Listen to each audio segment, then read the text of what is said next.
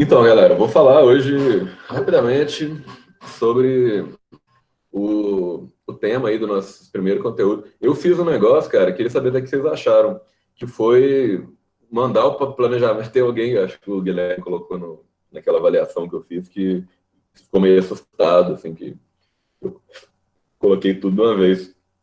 Mas vocês acham que é melhor assim, ou era melhor se eu ficar lançando aos poucos, né? Porque eu já coloquei, mandei o guia de estudo completo, e já falei, ó, a atividade vai ser essa. Eu já mandei o primeiro conteúdo, que foi modernismo, e a primeira lista de exercícios, né, que era para ontem, falar um pouquinho dela hoje. E aí eu já vou mandar agora o conteúdo de oração subordinada e depois a lista de exercício, que é a única coisa que eu não postei ainda, né? E já mandei o tema da redação, pra você já saber, você resolver. E tem uma resenha e atividade sobre o livro, Olhos d'Água. Por favor, galera, leiam esse livro que é muito foda. E vocês já podem confiar em mim, porque quem lê os livros que eu pedi, vocês viram que eu só pedi coisa boa. Vai manter o nível. E diferente, né? E o filme também é muito legal, tá o link lá, baixa por torrent, quem quiser legendar, eu coloquei a versão dele dublada. Enfim, que é para vocês se organizarem, assim, as aulas vão ser essas, correspondendo a tais dias, atividades que você tem que fazer são essas. Quem quiser fazer mais rápido, quem quiser... E aí você vai se organizando. Se eu fosse aluno, eu preferia que fizesse assim, né? Aí por isso que eu fiz. Eu sempre faço as coisas pensando em vocês. Se eu tivesse no lugar de vocês, o que eu gostaria que fizesse, né? Então, vocês acham que está melhor assim? Ou vocês preferiam que colocasse aos poucos e tal? Melhor assim, prefiro de uma vez igual foi. Fica mais fácil para nossa organização. Beleza. E lá no Google Sala de Aula eu coloquei na parte de obras a atividade do filme e a atividade do livro. E, e a redação vai ficar no top de redações. E aí o resto eu vou colocando por semana mesmo. Né? Tipo, as questões modernistas, depois de oração subordinada. E aí a gente vai ter o simulado agora, assim, semana que vem na outra. E aí a do simulado vai ter outro tema de redação. Beleza? Vão ser só essas duas no bimestre. Que aí para a gente não ter esses problemas aí de correção também, tentar me organizar melhor. E aí o tema da redação do simulado vai ficar disponível lá 3 dias, você tem que fazer. Ok? Vamos lá. Galera, terceira fase do modernismo. Recapitulando, né? A terceira fase do modernismo ela também é chamada de geração pós-moderna, ou na poesia de geração neo-parnasiana, né? E isso, só esse epíteto aí, né? Essa alcunha, que é a mesma coisa que um codinome, uma definição, um apelido, um aposto, ela já nos diz muito sobre o que é a terceira fase do modernismo. Do ponto de vista do contexto histórico e tal, já é algumas questões importantes, por exemplo, o fim do Estado Novo, né, o fim da Segunda Guerra Mundial, e a gente não tem muito bem um momento assim, de término da terceira fase do modernismo, porque, pô, 45 é esse dia para trás, né? Então, a terceira fase do modernismo para cá já é considerada aí uma geração contemporânea, beleza? Então, esses caras, inclusive, tem autores aí, a Lígia Fagundes Telles, por exemplo, que está viva, né? E aí depois tem algumas coisas, a gente vai falar de poesia concreta, a gente vai falar de poesia marginal, tropicalismo, bossa nova, mas aí, a partir da terceira geração do modernismo, a gente já meio que considera uma literatura contemporânea, beleza? Uma questão que é importante a gente lembrar sobre a terceira geração do modernismo, e não é à toa que muitos chamam de pós-moderna, no sentido que ela é depois do modernismo, mas ainda em prova, em geral, se fala terceira fase do modernismo. Por que é um negócio meio que talvez deveria chamar mais pós-moderna mesmo do que terceira geração modernista? É no sentido de que eles rompem com a primeira fase do modernismo, principalmente a primeira fase do modernismo, que tem a sua... Vamos pensar que a segunda fase do modernismo, ela seria uma continuidade das conquistas da primeira fase. né? Quais são as conquistas da primeira fase? Seria aquela ruptura, né? Todo aquele processo ali de, de radicalismo, de experimentalismo estético, de utilizar a linguagem coloquial, de se valorizar as questões predominantemente nacionais, né?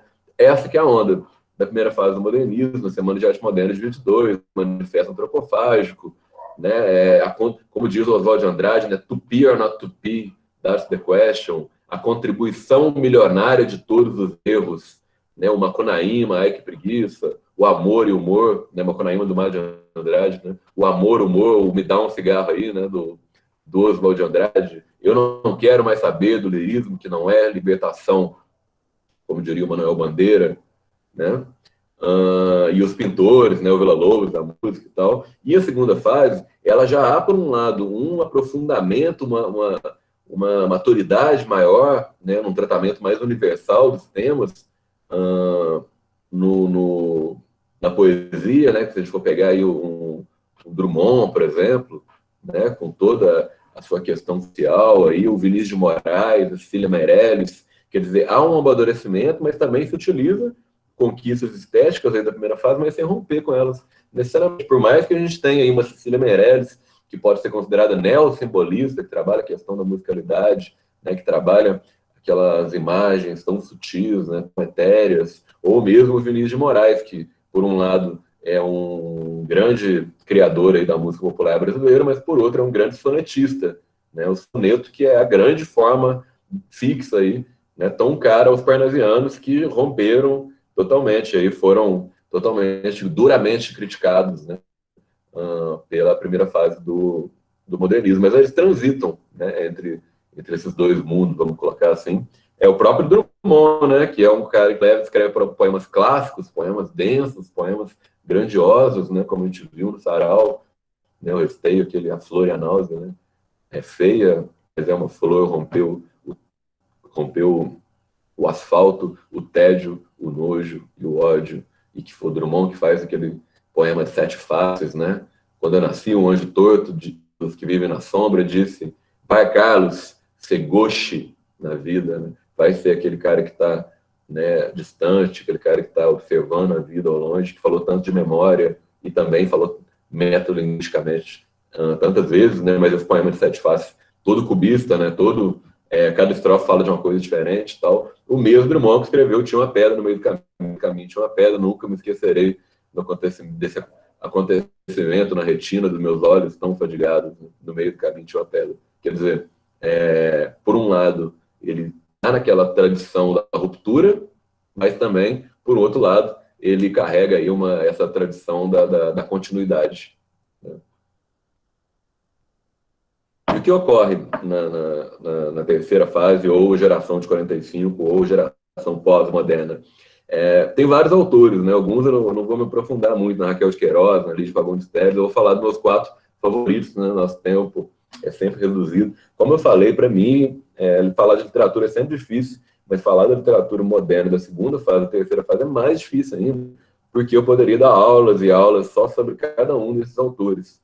Né? Tem 2 caras, falei 4, mas é 5, então, que eu acho que são imprescindíveis para a gente pensar a poesia na geração de 45, que é o Ferreiro Goulart e o João Cabral de Melo Neto. Então, guarda esses 2 nomes, vou voltar. E na prosa, cara, tem 2 nomes que eu acho que são muito importantes da gente falar, né, que sempre estão sendo aí reiterados, assim, e que são considerados pela crítica especializada, mundialmente falando, não só no Brasil, talvez, junto com Machado de Assis, sejam os 2 grandes escritores de toda a literatura brasileira na prosa, que é o João Guimarães Rosa e a Clarice Lispector. Então, esses nomes vocês não podem esquecer. Esses caras caem sempre, né, no vestibular, no Enem, assim, é muito difícil. Não sei se houve alguma prova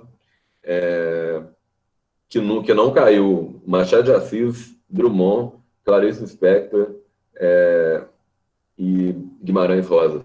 Esses caras despenca, né? Mas o Ferreira Goulart e o João Cabral também.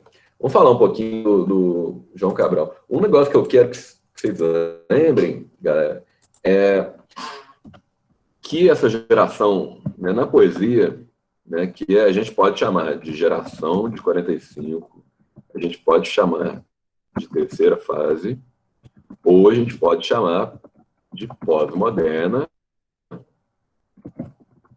um hífen, ou a gente pode chamar também, somente a poesia, de neoparnasiana. Alguém me responde, galera, por áudio ou aí no chat, o que é o parnasiano? Né? O que eu poderia falar assim, uma geração que retoma valores do parnasianismo? O que vocês entendem por essa característica parnasianista na arte parnasiana, na arte? Lembrando que foi a grande ruptura da primeira fase foi justamente com o parnasianismo. Então, ruptura da primeira fase com o parnasianismo, e agora na terceira fase, quer dizer, há uma retomada dos valores parnasianos. Né? O Lucas colocou aí os valores psicológicos, a Maria colocou métrica, tudo certinho. Uma coisa que eu quero que vocês lembrem sempre, galera, eu falei isso, vou falar de novo, é essa expressão aí, ó, arte pela arte. A questão psicológica, eu acho que ela remete mais ao realismo do romance psicológico do Machado de Assis, antes do parnasianismo, na prosa. Né? Na poesia parnasiana, a gente considera como se fosse uma poesia justamente realista. Repara. O que é arte pela arte? Né? A ideia da arte pela arte é a ideia de que a forma por si só basta. Quer dizer, as poesias do soneto, as poesias metrificadas, as poesias que há um esmero, né? Há uma preocupação, como diria o Olavo Bilac, né, o principal poeta parnasiano, né, quando ele fala assim, imito o ourives quando escrevo. O que é o imito o ourives? O ourives é aquele cara que pega a pedra bruta, né, um diamante, um ouro e tal, e transforma ele em uma joia. Né? Quer dizer, ele pega a linguagem bruta e, através do trabalho com a forma, ele transforma em poesia. Então, a poesia, na perspectiva parnasiana, é uma poesia metrificada, rimada, em que a forma está acima de tudo. Só que há uma releitura dos valores parnasianos para a terceira fase, a partir do que rolou na primeira e segunda fase do modernismo. Então, não é interessante aí para os poetas aí da terceira fase do modernismo, é simplesmente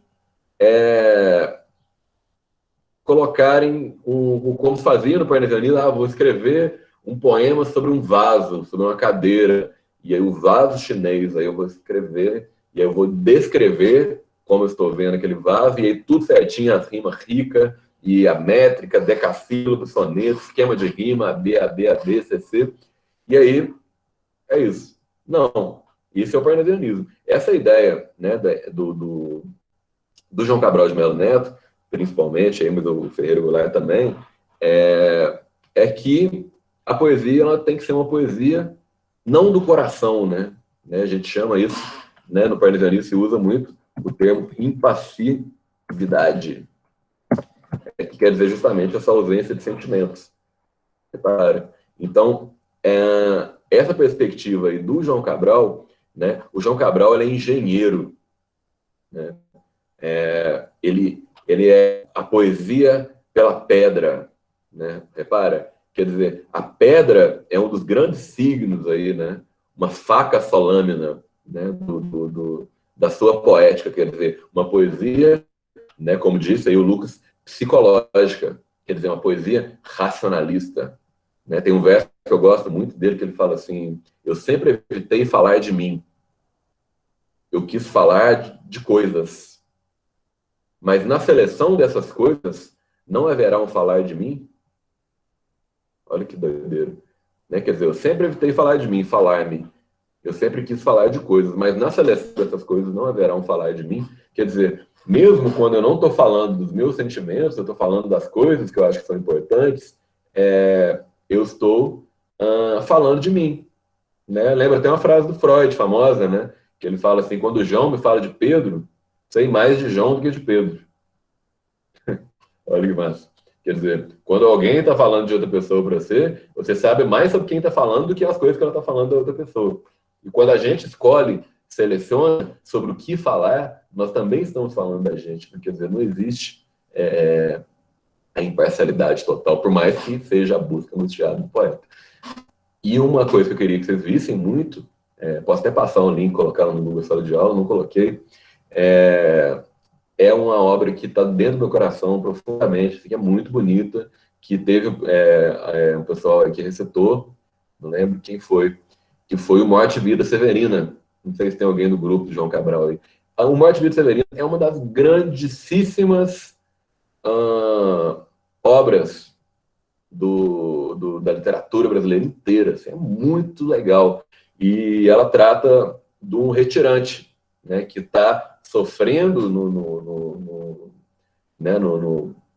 no interior da seca, né, do Nordeste, e aí ele vai tentar, se não me engano, Recife, ir para a capital para melhorar. E aí tudo que ele encontra é morte, morte, morte, morte, fome, seca. E aí quando ele chega na capital achando que vai melhorar, e lá tá pior ainda. E aí ele só vê morte e tal, e aí ele pensa em se suicidar, não sei o quê.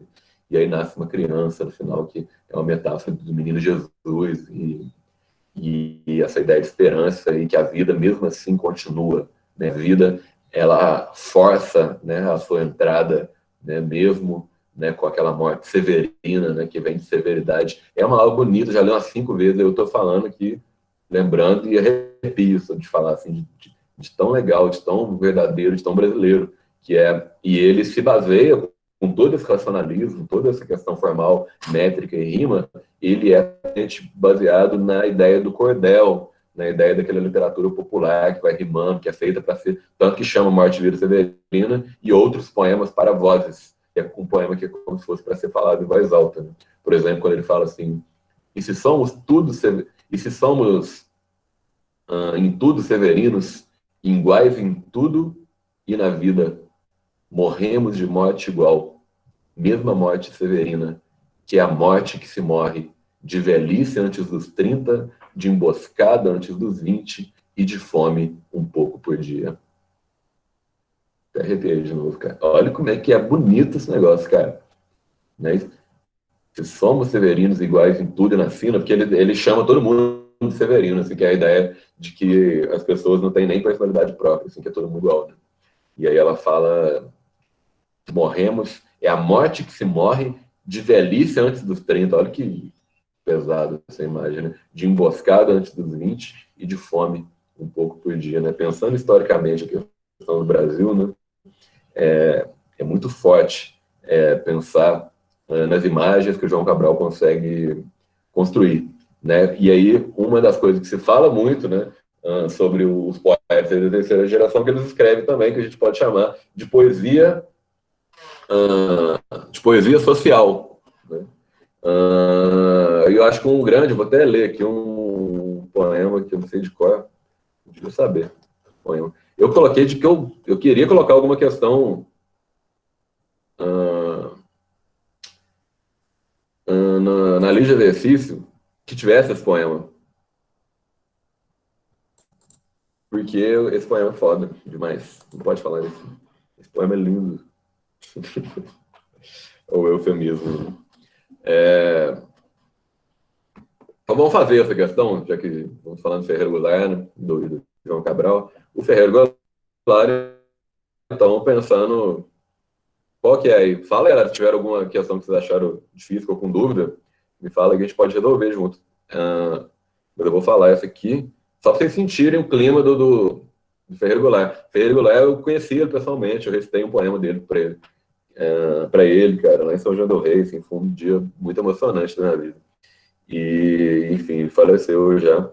Engraçado que quando ele morreu, eu escrevi um poema para ele, sentado na areia de Copacabana, E ele morava em Copacabana a vida inteira. E ele morreu lá, e eu estava lá no dia que ele morreu. Enfim, sou fã. Vamos ver aqui o número 8. Só pra vocês verem esse poema, como é que ele é foda. E como é que ele tem tudo a ver com o que a gente está vivendo hoje, né? Vocês estão vendo a tela? Dá para ler? Sim? Dá para ler? Estão vendo? Sim. Dá sim.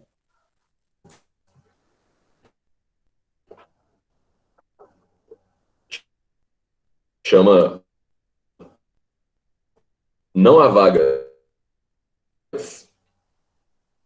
O preço do feijão não cabe no poema.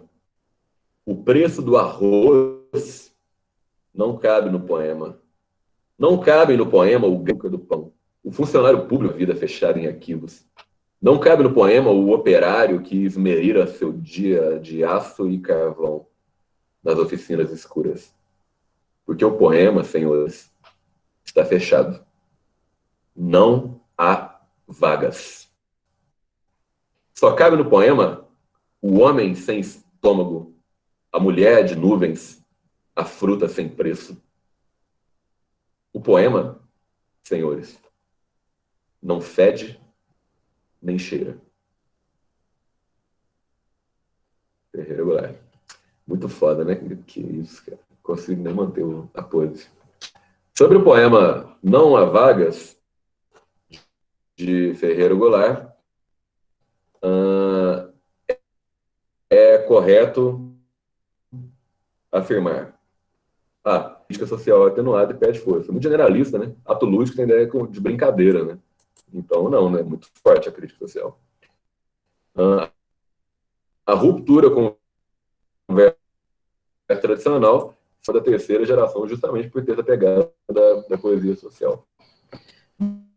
Nota-se uma conjunção entre reflexão sobre o fazer poético e a preocupação com a realidade social. Né? Eu marcaria essa, pensando por quê? Porque ele é um poema metalinguístico. Ele está falando poema, não, poema, não. Então é metalinguístico. Está falando sobre fazer poesia, né? Reflexão sobre o fazer poético. Mas ele está preocupado com a sociedade em sua volta. Né? A crítica política e a reflexão sobre literatura, presentes no poema, configura exceção na produção poética de Ferreira. Não, porque a poesia social é predominante na obra dele, né? Muito comum. Trata-se de um texto poético que destoa do conjunto da obra toda poesia por heterogêneas maiores e menores. Não destoa necessariamente. O que é redondilha maior e menor? Tem, mas é um poema de verso livre, né? Ele, por exemplo, tem 2 sílabas poéticas, né? Vocês lembram que redondilha maior e menor? Redondilha menor. Vamos fazer a número 5 aí do Burrinho Pedrez, mas antes, vou falar um pouquinho sobre o João Cabral, né? Para vocês se situarem um pouco melhor aí. Né? Seguinte, galera. O João, a prosa dessa fase aí do modernismo, terceira fase, ela é como eu falei, né? O Guimarães é considerado aí o grande autor aí, talvez junto com o Machado de Assis, da literatura brasileira inteira. E ele tem uma literatura muito peculiar, né? Nós temos, na terceira fase, uma prosa regionalista, uma prosa urbana. A própria Raquel de Queiroz, a Lígia Fagundes Telles, e também a própria Clarice já é uma prosa mais urbana, no sentido de estar ambientado na cidade, e na ideia da Clarice, a Clarice seria uma prosa mais intimista, tem mais a ver com reflexão, né? Você sabe o que a galera está pensando, sentindo e tal. Agora, a gente pode colocar Guimarães Rosa justamente nessa prosa da terceira fase do modernismo regionalista. Só que o regionalismo rosiano é um regionalismo universal. Isso que é a primeira coisa que a gente tem que pensar. Lembrem dessa ideia do universalismo ou esse oxímoro aí, que é aparente oxímoro, né? Que é um regionalismo universal. Como assim um regionalismo universal? Isso pode ser resumido na famosa frase do Grande Sertão Veredas, que é quando ele fala assim: o sertão é o mundo dentro da gente. Né? É no sentido de que, através né, daquele ambiente sertanejo aí. Será que é a internet, galera? Não sei não. Tá travando aí? Vocês estão me ouvindo? Vou interromper o que daqui a pouco eu volto para a questão. Ixi. Eu tô aqui em Três Corações hoje, cara. Então, internet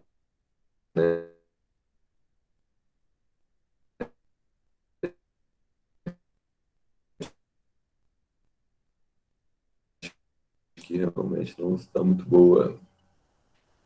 Mas estão entendendo o que eu tô falando? É a imagem que tá travando ou o som? Como é que... E aí, estão me ouvindo? Estão conseguindo ver se melhorou aí sem compartilhar? Tá. O Breu tá roncando aqui embaixo. É mais a imagem. Tá. Vamos tentar seguir. Depois eu vou tentar dar uma melhorada nessa internet aí. Tá meio ruim, não. Então lembrem dessa ideia do regionalismo universal. O sertão é o mundo. Quer dizer, através, né, do que você fala ali do ambiente sertanejo de Minas Gerais, né, o Guimarães Rosa, ele é de Minas, ele faz toda uma pesquisa ali do vocabulário, das expressões, dos lugares e tal. E ele tem uma obra que tem contos, ele tem contos menores, por exemplo, das primeiras histórias, e ele tem contos um pouco mais longos, por exemplo, do Sagarana, e ele tem uma grande romance gigante, que tanto de grandiosidade da obra, que é o Grande Sertão Veredas. Uma coisa que você tem que sacar sobre o Guimarães é que o Guimarães ele tem toda uma inventividade linguística por meio dos neologismos. Quem sabe dizer o que é neologismo? O que é neologismo, galera? Por que a obra do Guimarães é tão cheia? Né? Justamente, Guilherme, é a criação de novas palavras. Quando você, uma pessoa desavisada, você chega lendo as coisas do Guimarães Rosa, você não entende nada, cara.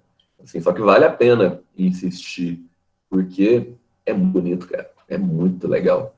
É muito...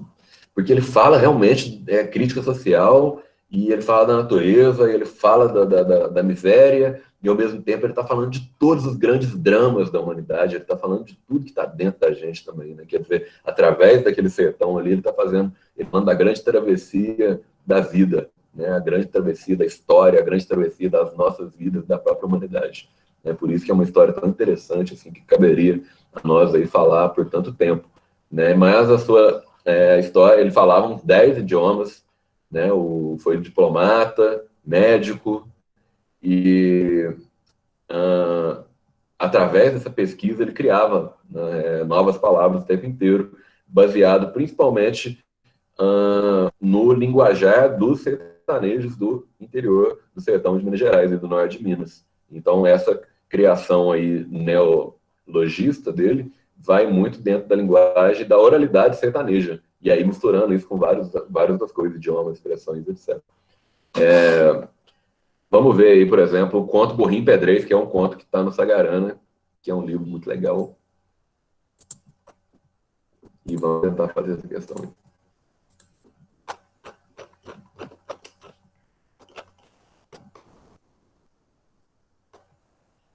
É um trecho aí, Burrinho Pedrez. Alguém que ainda pelejava, já na penúltima ânsia e fato de beber água sem copo, pôde alcançar um objeto encordoado que se movia.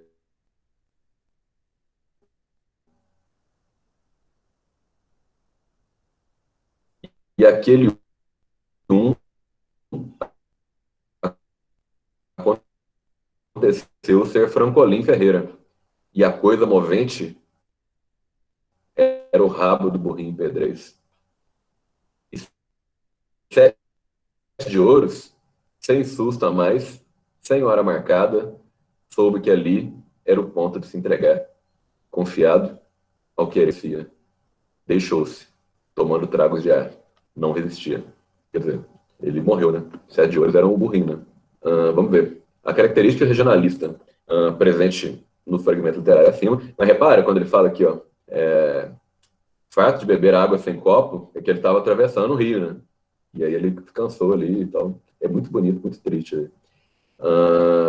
Aqui quando fala assim, e a coisa movente era o rabo, né? Quer dizer, ele tem um tipo de escrita muito diferente, né? Pôde alcançar um objeto encordoado que se movia, né? O objeto encordoado que se movia era o rabo do burrinho. Vamos ver. A característica regionalista presente no fragmento acima é a exploração dos homens e dos animais pelos proprietários no meio rural. O mal-estar gerado pela decadência social, acho que não faz muito sentido. A observação minuciosa da fauna e da flora de uma região, isso é presença na obra dele, mas acho que não é o caso aqui. A integração dos homens e dos bichos a seu meio ambiente.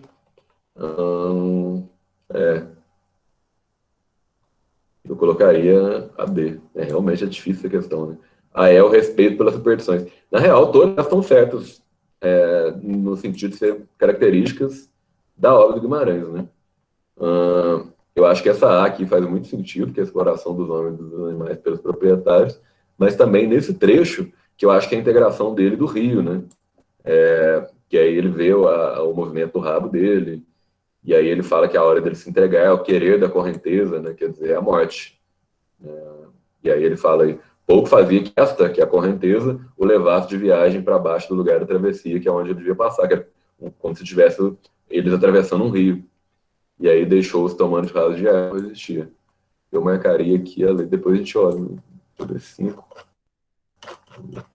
Eu marcaria a E, pelos motivos que eu falei, e por eliminação, que eu acho que as outras não tem muito a ver também.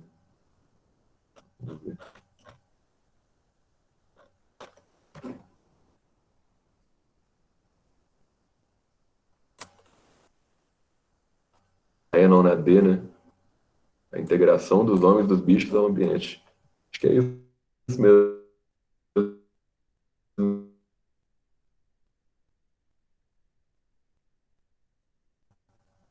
5 D. Deu para entender? Como é que tá? Que o Guimarães aí não é um cara fácil de ler, assim, mas é muito grandioso. E para terminar, galera, vamos resolver uma questão aí sobre a Clarice. E aí uma coisa que eu queria que vocês lembrassem muito aí sobre a Clarice, realmente não é fácil, não. Mas é uma manha, né? Fazer por eliminação. Né? Eu resolvi assim agora, né? Pô, essa aqui não tem nada a ver, essa aqui não tem nada a ver. Essas duas aqui, talvez. A exploração do homem pelo homem e integração com o ambiente, está falando do animal da correnteza, possivelmente vai nessa. Beleza? Pega essa ideia aí para resolver questões aí, te ajuda bastante. Uma palavra que eu quero que vocês guardem, né? Da Clarice. Que, por um lado, há o regionalismo aí universal no Guimarães. Na Clarice, eu quero que vocês guardem esse tema aqui, ó.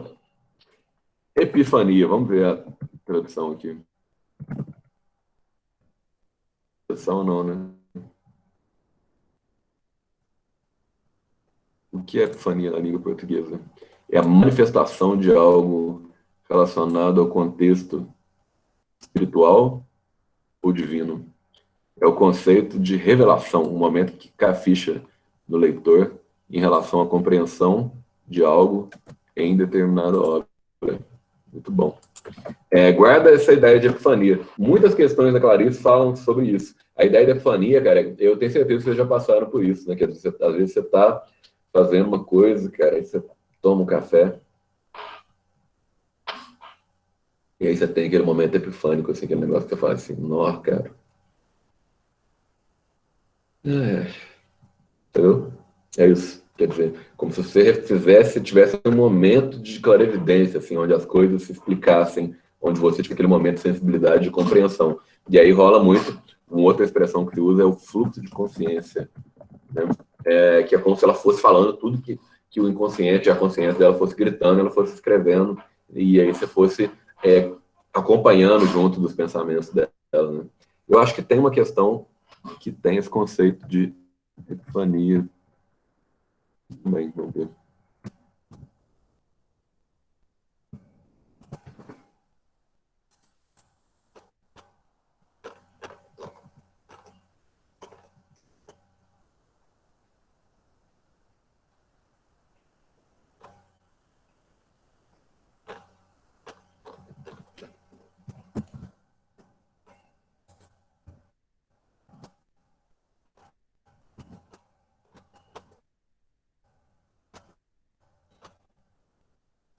Tem uma questão ainda falando do Morte Vira Severina também, que acho que é bacana ser pontuado.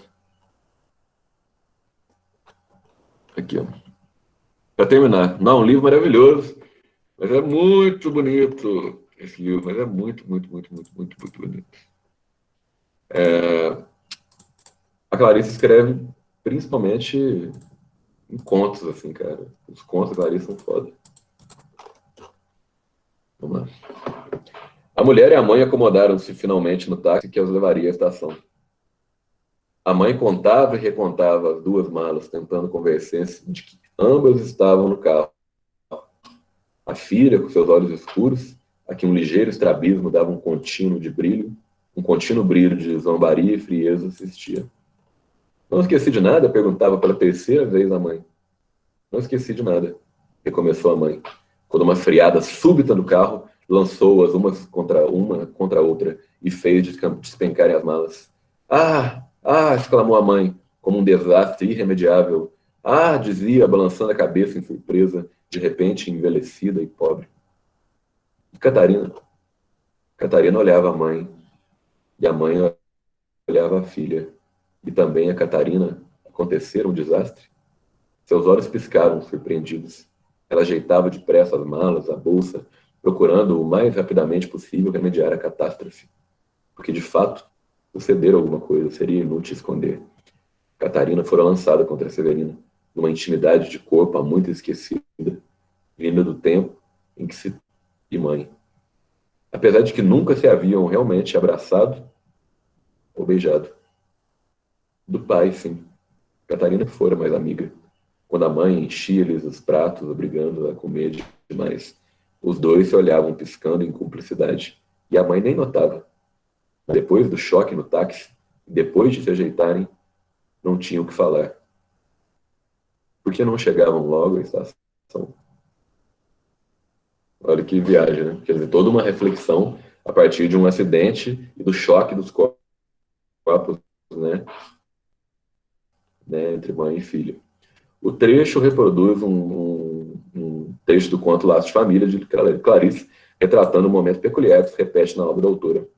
A peculiaridade da passagem se justifica porque o número de personagens é reduzido, permitindo que as características psicológicas de Catarina e Severina sejam minuciosamente descritas.